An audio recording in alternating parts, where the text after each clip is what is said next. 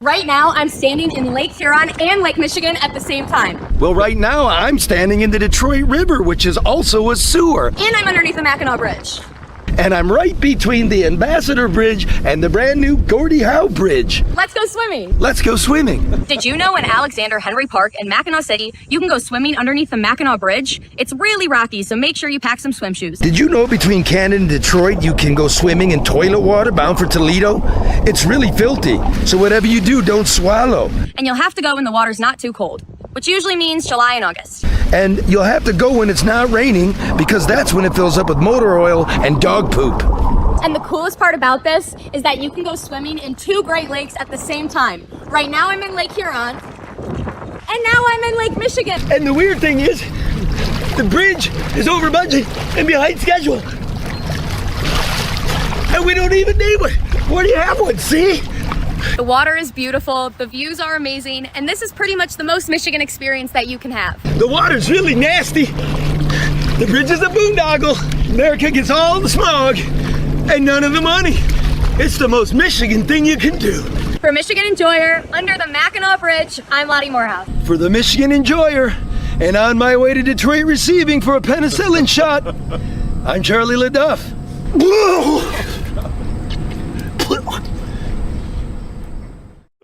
Yeah, I know. The receipts. Videos are fun, but the receipts. Okay, here's the receipts. Someone suddenly flipped the lights on at the still unfinished Gordie Howe International Bridge the other week, and the town went berserk. And why not? We've been kept in the dark about almost everything else on the multi-billion-dollar boondoggle. Now, hear me, Windsor.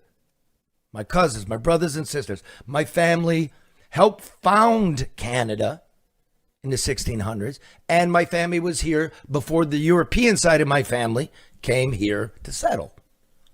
The bridge is a joint venture between the state of Michigan and the Canadian government. Canada fronted all the money to build it and will collect all the tolls until it recoups its investment. Only then will Michigan share in the proceeds. When the deal was first announced back in 2012, the estimated cost was $2 billion. Then it was $4 billion. Then it was $4.8 billion. Then it was $5.7 billion. It was supposed to be completed last year at a cost of $6.4 billion. It's still not done. And the smart money puts the final costs north of $7 billion. This does not include the unspecified millions, tens of millions actually, that the United States will shell out for customs and border inspections each year. Now, traffic across the Ambassador Bridge and the Detroit-Windsor Tunnel has fallen by nearly 60% since the turn of the century as auto manufacturing has shifted to the southern United States and Mexico. At that rate, according to an independent study from a Canadian professor, the Gordie Howe Bridge will never pay for itself. Never. This means Canada's grandchildren will get all the debt and Michigan's grandchildren will get all the smog. Oh, Canada.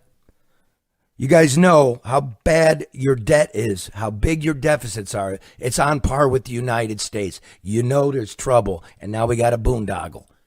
To date, no one has clearly explained how the bidding process worked. How could a consortium of companies win the design, construction, and maintenance contracts when it includes a Spanish firm that has paid more than $100 million in fines for fraud and bid rigging over the last couple of years? Canada, you're our neighbor. Spain ain't. Doesn't that present a security risk? And where did the steel from the bridge come from? Was it made in the U.S., Canada, China, a mix of Canada and China? Again, we haven't been told. They haven't given me an answer. They haven't given the receipts. Isn't this what the tariff war is all about? Now dig this. How did Justin Trudeau's infrastructure minister get his job overseeing construction of the 1.5-mile, 6-lane span across the Detroit River? The man, a former bus driver, has no college degree, no construction experience, and spent nearly 2 years in an Indian prison for suspected ties to terrorism. Why wasn't the Maroon family, who owns the Ambassador Bridge, allowed to finish a new span with $1 billion in private money as they had offered? Taxpayers wouldn't have paid a nickel. Americans would have had jobs. It's so all absolutely Michigan and Canada. When will governments learn to get out of the way? Whitmer tried throwing billions at multinational corporations, and all we got were parking lots. The bright side here? At least we get some tasteful LED lighting twinkling on the Detroit River. Live from downtown Detroit, it's the No Bullshit News Hour with my main man, Charlie LeDuff, and Karen Dumas. What's just it breaking news? No more bullshit. No more bullshit. I'm Grace Karros, and I'm third generation of American Coney Island. People say Detroit's a comeback city. I say, where you been? We've been here for over 100 years. My family's been here on the same corner, serving our famous proprietary American Coney Island hot dog. So like always, we're keeping things fresh, updated, and new. We'd love to have you come downtown and visit us, but if you can't, you can always go to AmericanConeyIsland.com, order a Coney kit, get it delivered fresh right to your door. I wish I was a Coney Island wiener. That's what I would truly love to be. 'Cause if I was a Coney Island wiener, then the boss might take a bite out of me. Doop. Now, Chips came. Yeah. Eric Estrada and Larry The California Wilcox. Highway Patrol. What was Estrada's name? Punch and John. Punch and John. Mm-hmm. So it was John Baker. Yep. John Baker came. He just hates the artifice of Hollywood. He came for a convention, and he sits to the side while the camera focuses in on Eric Estrada, and he gets a question or two, a little biscuit, right? And then he just goes back to the hotel and hates life. But he came to American Coney, and he just really loved the food. He really loved the reality of it. He loved the fact that the boss here, Grace Karros, would be like, press conference, those fuckers have rats next door. We don't have rats. I'm sick of it. Remember that? Yes. She made the front page of the great. paper, and I'm the glad she did photograph was this. That's a good picture. They're tweeting her with rats on her neck and stuff. It's everything American Coney Island is made only for American Coney Island. The proprietary dog, the chili, which is a over 100-year-old recipe made by American Coney Island, Detroit Chili Company. That's it. Everything next door you can buy at a gas station. Yeah. So he loved it, loved the food, loved the reality of it. Loved you. And he wrote a song. Yeah. You inspired him too. Yeah, I think maybe Larry and I are going to do some work, man. Let's hope so. Do a ride along. Really intellectual guy. Yeah. I mean, super Sounds like intellectual. Mm-hmm. Was a sergeant in Vietnam during the Tet Offensive. Holy shit. Wow. TV star, writer, producer. It's like the guy's amazing. And he's the taller one. Okay, now, later in the program, I want you to hang an update on the horror of the mass shooting and fire in Grand Blanc. We'll have Dave Bondy, just a terrific independent reporter now, long time in the Flint area, amongst the first on the scene, really delivering. And also Genesee County Sheriff Chris Swanson will join us. But first, who are we going to put in here? Luke? We can do that. Okay, look, because, we got to... Where is it? Luke Nowacki, financial wealth specialist, 248-663-4748. 248-663-4748. Bond rates are changing. I don't know what gold's doing today, like some tariff settlements. Roll it, please. Luke Nowacki. Is this the hole-in-one? It's a hole-in-one, $50,000 if you hit it. Luke Nowacki, financial wealth management. What is 50 grand after tax? 37,750. What about state tax? Yeah, I'm throwing both in there. What about sales tax? There's no sales tax. Well, you're buying the beer. It's income. You'll buy the beer. We write that off. Luke Nowacki, Financial Wealth Management. Expense allowance. There's a white man named Chris who was silently deported from the Detroit and never to be heard from again until now. Now, Chris spent his life as a merchant marine, okay? And like many urban dwellers, he worked on the docks, you know what I mean? Like many urban dwellers of Italian descent before him, Chris washed up on the shores of the western suburbs following a spasm of racial animus and antagonism 5 years ago during the Summer of Floyd. The bust of Christopher Columbus, 115, was dethroned by Detroit Mayor Mike Duggan, who, fearing the flames, had it quietly removed from its longtime perch at the corner of Jefferson Avenue and Randolph Street. It was sealed in a wooden crate and squired to a shabby warehouse on the city's east side. Now, Duggan promised a discussion about an appropriate future for the bronze bust. Instead, the pedestal's gotten bulldozed. Columbus was unearthed by a group of Italian Americans 3 years ago and currently resides on loan in the basement of a banquet hall at a conference center near I-275 and 5 Mile Road. We've had no intellectual reckoning about the appropriateness of our public symbols since then, as Duggan promised. Only tear gas and nihilism. There's been no discourse about the deeds of Columbus himself. The city council unilaterally changed the name from Columbus Day to Indigenous Peoples Day, as I told you, promising a memorial to Native Americans. But that too has not been discussed. It's not been built. Chief Pontiac is the only Native American who occupies a place of prominence in Detroit. His likeness can be found just over there, downtown here, on the pediment of the Book Cadillac Hotel. It's important to tell you that Pontiac was clubbed to death in 1769. Now, there's no need to worship these symbols, just as there is no need to destroy them. America is the greatest experiment in human history.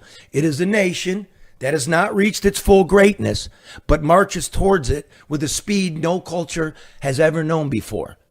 To bury the past is to destroy the future. Why not layer new symbols upon the old? Columbus here, Pontiac there, MLK there, and whatever the future may hold. After all, a tree without roots is simply wood. It's worth remembering that one of the most consequential periods of indigenous history in North America is the Columbian era of conquest. This ought to be taught in our schools, and yet our public schools collapse, and our kids can't even read a history book if they wanted to. So who's taken to the streets to protest this? And what of the other contradictory symbols that remain throughout the metro region? General Anthony Wayne, General Lewis Cass, and Chief Justice Augustus Woodward were all slaveholders. And their names and memorials and statues remain. Edward McNamara, the former Wayne County executive whose name is affixed to a terminal at Metro Airport, is said to have been facing corruption indictments until he died.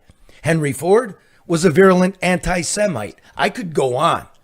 Now, Ken and I were going to make this little piece we're going to show you after this, and we went to where the pedestal used to be. I was going to get up on the pedestal, but the pedestal's gone. But you know who was there was Albert Richardson. He's known around here as Slim. You know, he got cleaned up. It's cool. He was living in the bushes, living on top of the parking garage, living underneath Hart Plaza. Got it together, got a settlement. He actually had a $6,000 check and wanted me to cash it. Fuck out of here. But he's a great guy and known him a while. Now, Slim told me he used to love to play chess under the Columbus statue.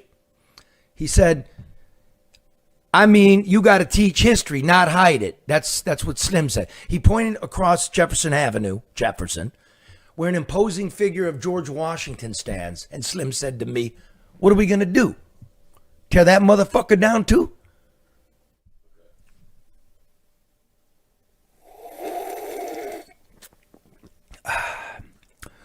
Coffee's good at the Coney Island too. Mm-hmm. Fresh pots. No joke, my favorite coffee. Is it really? Yeah. I usually get 7-Eleven, but this is way better. 7-Eleven. I know. What's close? That's where you can get a Lafayette dog. I know. Anyway, we found him. We found Columbus, and we interviewed Columbus. Roll it. Remember 5 years ago during the Summer of Floyd in Detroit, Mayor Mike Duggan got afraid of the protesters, so he decided to take down the statue of Christopher Columbus without telling anyone? And you might remember that Mayor Mike Duggan said this. We should have a conversation as a community as to what is the appropriate place for such a statue. Well, we never had that discussion. Columbus and his pedestal just disappeared, but we found him. He's living in the basement of a banquet hall in Livonia, near the highway. Chris, is that you? Well, who else would it be? Pizarro? That guy was a real douchebag. He'd steal the gold from his mother's own mouth. Oh, by the way, you've got a very nice mustache. It reminds me of my grandmama. Well, how you doing in there? It's a little bit cold, and they overcooked the mustacholi. But what are you gonna do? It beats the Manugian mansion. How'd you end up in a banquet hall in Livonia? I had to get out of the city quick. Too many hipster rioters there during Floyd. And it turns out the hipsters live out here in their mother's basements. Well, how do you feel about being kidnapped and shipped to the burbs without anybody knowing? It's outrageous. They call me a racist, but Duggan is the one from Livonia who bled Detroit dry, and now he wants to go to Lansing and bleed Livonia dry. He's worse than Pizarro. But it's really not so bad. They've got a lot of good Indian food around here now. Okay, thank you for your time, signore. Wait, don't leave me here. I miss the pigeons and the smell of souvlaki from Greektown. Opa! Okay, word from XG Services, and after that, a report from Dave Bondy, independent reporter, and Sheriff Chris Swanson from Genesee County, updating us on the tragedy at the Mormon Church in Grand Blanc. Well, you know, when it rains, the power goes out. And when the power goes out, the internet goes out. When the internet goes out, I call my friend Matt and Bernie at XG Service Group. Look at Bernie here on his hands and knees, giving it everything he's got. Look at that man crack. So busy, he forgot to wear a belt. There's Matt right there getting the board together. That's 734-245-4100 if you need Matt and Bernie to come take care of your voice over internet, your security cameras, off-campus access control, Wi-Fi, and cameras for homes and business. They'll design it for you. You got restaurants, they do drive-through systems, railroad cameras for public safety, total wireless camera systems for your home and business. Yeah, that's right. Call XG Services at 734-245-4100. I want to bring in and introduce friend, independent journalist Dave Bondy. What's going on, Dave? Hello, sir. It's an honor to be here. Thanks for being on. Now, listen, this happened Sunday, so let's keep this tight. What happened and what's new in this massacre, this tragedy, this senseless, I don't even know what you call it anymore? Yeah, I was getting calls minutes after it happened because I used to be a news anchor and journalist in the Flint market, and I was just getting calls left and right from law enforcement. And basically, it all comes down to Thomas Jacob Sanford, 40 years old, had his truck, pickup truck, drove into the church and got out, opened fire, hitting several people, then set fire to the church. Law enforcement arrived, a DNR officer and a local police officer. They took him out. He died at the scene. There were several people who were injured as well, 4 people dead. And that's it at the scene. That's what happened. And we're worried that there would be other bodies in the church because the fire just spread very quickly. And actually last night, we've confirmed that there were 4 or 5 IEDs, very rudimentary though, IEDs, that he had in his vehicle. You're kidding me. Well, this guy, fuck his name because Who cares? Yeah. I don't care. I'm never going to remember. We never do. I appreciate what you're doing. But he was an ex-Marine. So that's, you're wondering, like, IEDs. Yeah, Iraqi war veteran. You could see that on his license plate because I posted a picture that I got from someone at the scene of his truck, and you saw the 2 flags in the back of his truck, and that caused a lot of stuff at the very beginning. I had news networks messaging me saying, what do the flags mean on the truck? And I'm like, leave me alone. We're trying to deal with the basic scene right here instead of reading into things. Yeah, Iraqi war veteran. Isn't that weird, dude? Like, The discourse in America is just warped now. Now it's like, what side do you belong to? What do you mean, like, what side? The first thing you want to know is political motive. Mm-hmm. That was the original thing. I got a message from one network in cable news, and that was the question. What do these flags indicate? I'm like, I'm out here. It just happened an hour and a half ago. Let's just focus on getting the victims out of the building first. Yeah, it looked like Waco, and we want to know, are you MAGA? Are you Antifa? And what's the...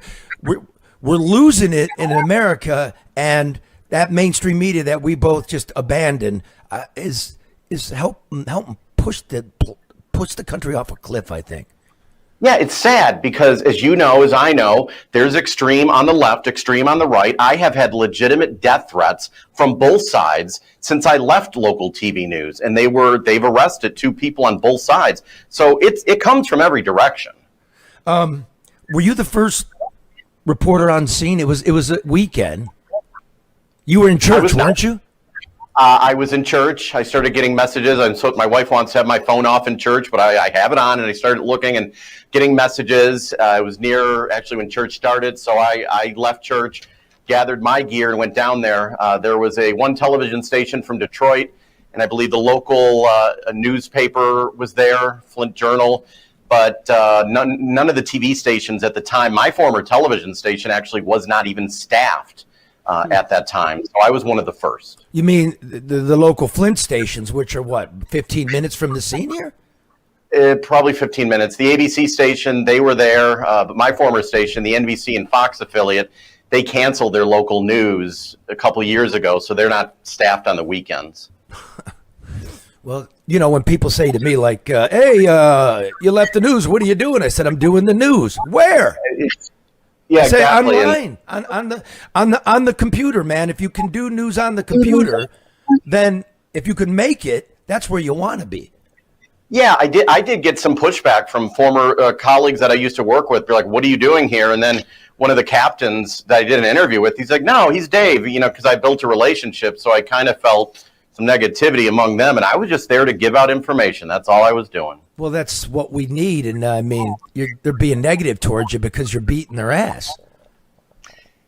Yeah, and it's sad, and we could talk about that forever, about how they have not adjusted to what the viewers want. It's more about them, but that's a whole other story. Well, you know, we got a thing here.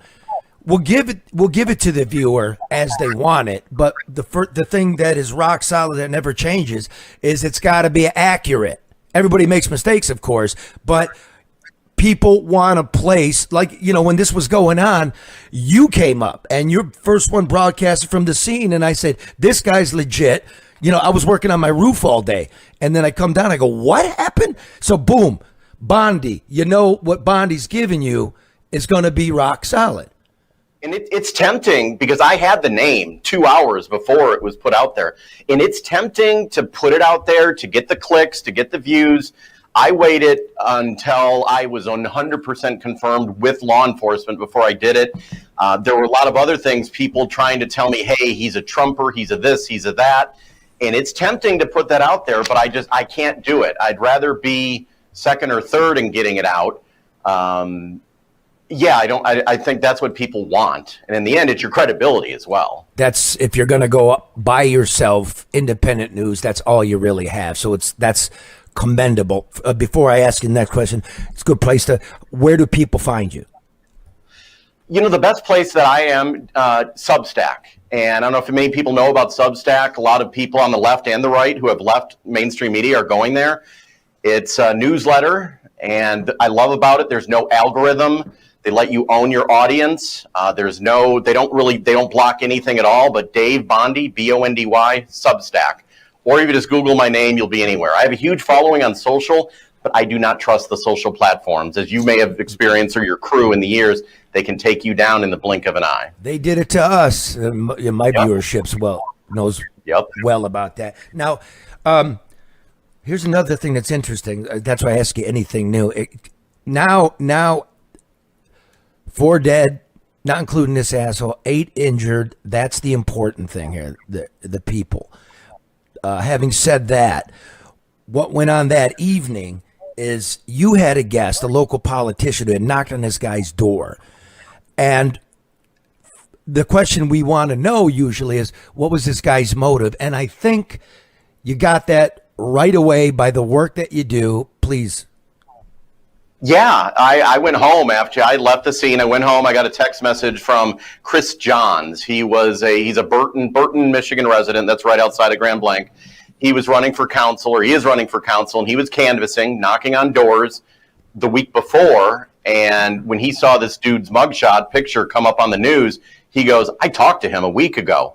And he immediately called me, and he's like, "Dave, I want to do the interview with you, because I know that, the media may clip it up into sound bites. And when I do interviews, like you, I like airing the entire thing. Just let it fly. If someone wants to talk for 20 minutes, put it all out there." And that's what I do. So I interviewed him, and basically, he talked to the man a week before, and he immediately started into just going off on the church.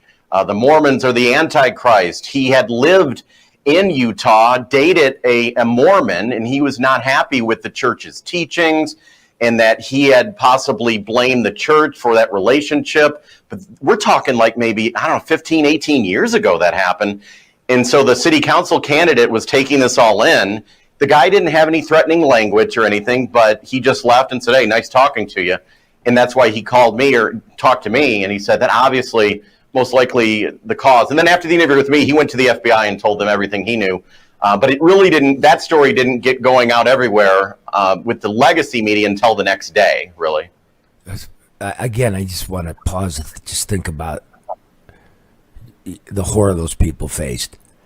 And then, again, it's commendable that this politician, this guy running for local board, has your number, understands your reputation.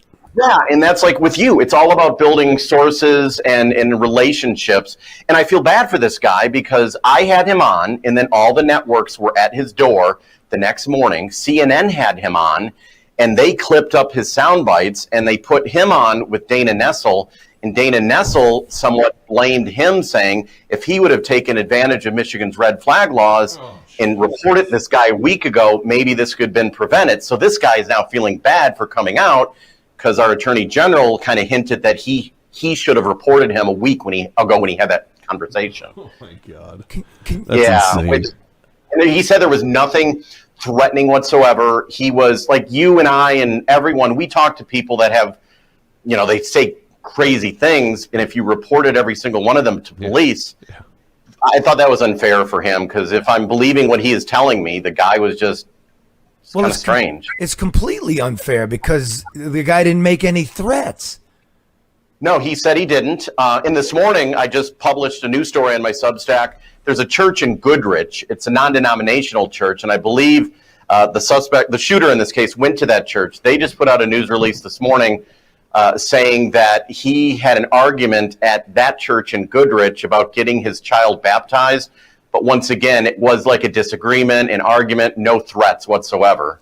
So I know some people are trying to blame, looking back, but if there's no threats, I get hundreds of messages every day calling me names, but I don't call police. Well, I don't want to get political with Nessel there, but you're from Flint. So yeah, I don't want to get political either. I just thought for him, I'd love to get political, but it's a kind of a bad time to do it, right? Yeah, it was a bad look, because this guy, and I told him before he went on with me, I knew how important this interview was. I said, and to be nice to him, I said, you're going to face, the media is going to come knocking at your door. You're going to have, bookers and CNN at your door, and they may chop up your sound bites to how you don't like it. And he told me last night, he texted me, he said, you were right. They kind of twisted it a little bit. Oh, geez. Wow. Let me, and none of the media, this is petty in the face of it all, but none of them, credited you as the guy to find the guy that may be addressing the motive. The Daily Mail was the only one. They actually reached out to me and said they would credit me and so forth. And a couple of the more hard right conservative online places did.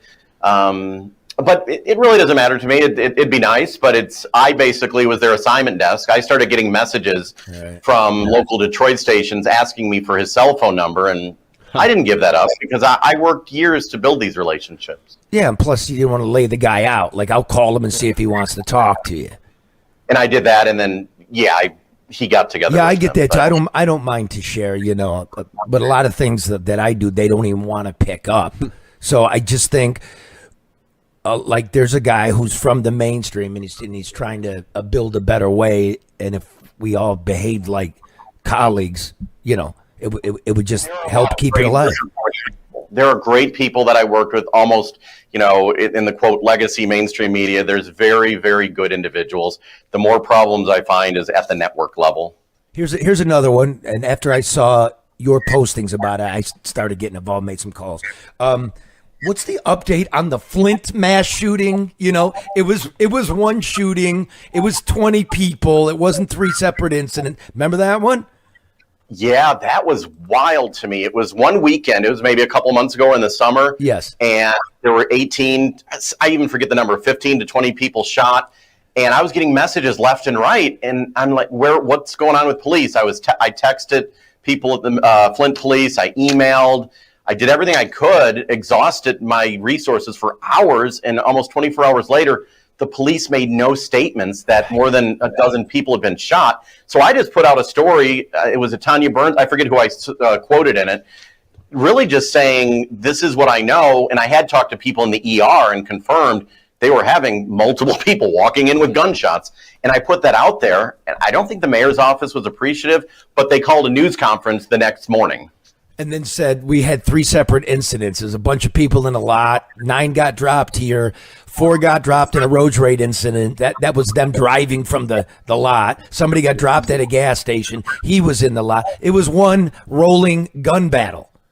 Yeah, but they still didn't give us a total number. And as you know this as well, any journalist who's ever covered the Flint market, getting information from not only the city of Flint, but the Flint police, it's horrible. I mean, and they have their police scanners encrypted in Genesee County, which means you cannot listen to what's going on in the police activity, which I understand could be a safety issue. But we would go, when I was working as a reporter there, it would take us almost a week to find out if a shooting had actually happened. The communication is horrible. So we're talking to downtown Dave Bondy here, and so downtown Flint, we've got a mass shooting.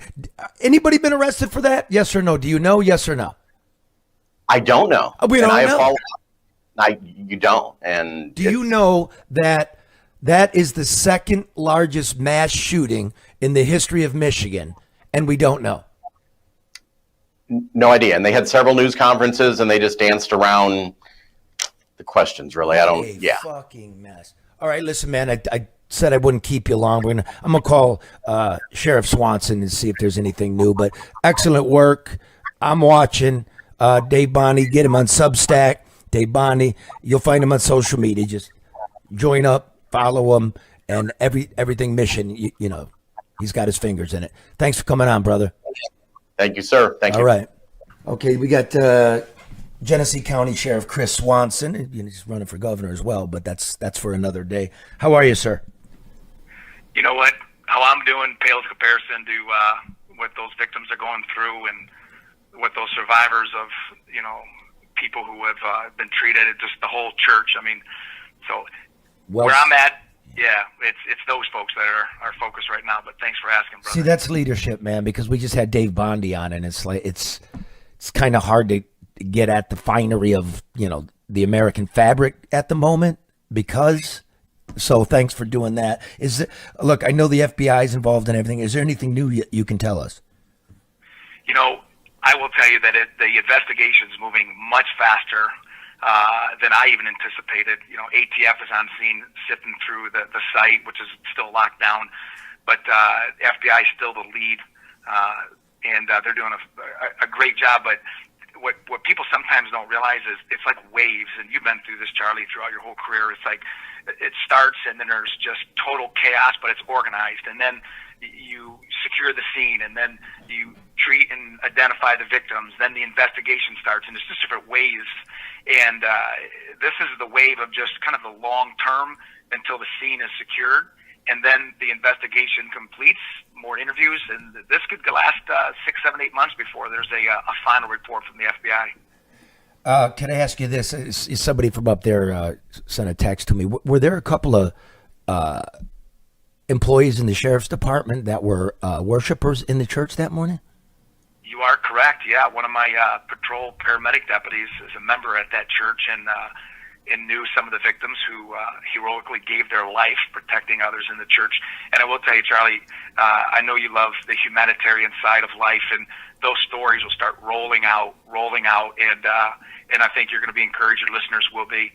I know that there's a daughter who was with her dad when he was shot, and she's been telling her story. There's just so many remarkable stories of not only heroism, but of people who have seared that in their memory. And my deputy is one of them. He was not in the church, but he responded, and he saw people that he had known and loved gave their life. Oh, wow. So I know you're busy and you got to jump, but let's give some props to first responders. Yeah. I mean, they responded quickly, and a lot more people could have died had they not. And you know what, Charlie, I got to tell you that first responders, I mean, obviously being a police officer and a paramedic, the first two cops on, the Grand Blanc Township officer and the DNR officer, they killed the suspect. And you are right. That would have been double, triple the body count. And they are trying to find what's happening. And when the calls were going out, even when I was responding, we didn't know if there was multiple shooters. But it's the EMS workers. There was brand new EMTs that had 2 months on. You had paramedics that are working a rig. You have firefighters. I'm not just talking firefighters that have been on for 30 years, but firefighters that are just out of the fire academy, have never seen anything like this. I saw grown men who were in the 30s, 40s, 50s, and 60s on their hands and knees, full geared out in their firefighter gear, calling and crawling through debris where smoke. You couldn't even get 3, 4, 5, yards to the building. The fire was intense. These guys and these ladies were crawling on their bellies to try to find people. I mean, that's the heroes that we don't talk about enough. Yeah, that's something beautiful and something very ugly. I think it's worth noting too. Nurses who were striking against Henry Ford suspended their strike to care for the victims. So it's and you know what? And here's another thing. This is why, you ask such great questions, because it leads me to this. They not only suspended their strike, but they went to the Trillium.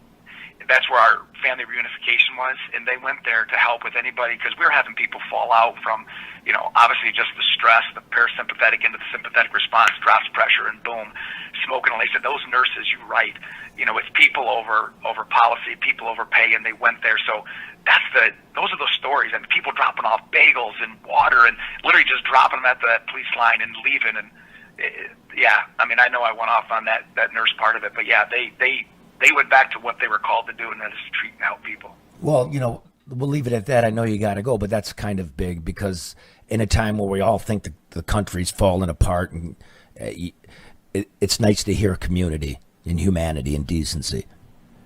You spot on, humanity. I know that when all those people were responding, and all the homeowners in that area, I mean, their whole lives were shut down watching this church that they may and probably have never stepped foot in. But they see people come and go there throughout the whole week. They see little kids in there. They all came together, Charlie, like everybody. Nobody asked questions. Nobody said, well, it's that church. It's not. The Mormon church is the one that was attacked. The Jehovah's Witness church is just west, opened up. We commandeered the entire facility as our uniformed command. Whatever we needed. I mean, that's humanity that you speak of. We'll leave it at that. I'll get back around to you, as the governor's rate heats up. It's worth letting people know you are a Democratic candidate for the governor's chair. And we'll talk to you about other things on another day. Thank you, brother, for taking the time today. Hey, I appreciate your voice. I appreciate you trying to keep doing what you do. Have a great day, sir. Talk to you. Bye. Bye. I mean, that's how you do it. That's how you do it. You don't go on CNN and go, the politician that was canvassing should have turned him into the authorities. I can't believe she did What that. is that? Yeah. That's yeah. Okay. What would have happened if you would have done that? They would have said, okay, sir, did you threaten anybody? No. Have a nice day.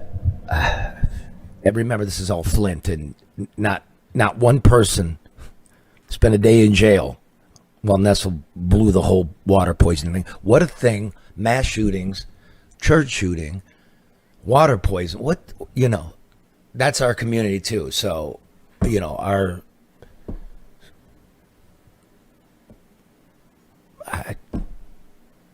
I'm sorry. I'm sorry it's been such a rough go. Flint, love you. We'll see you next week.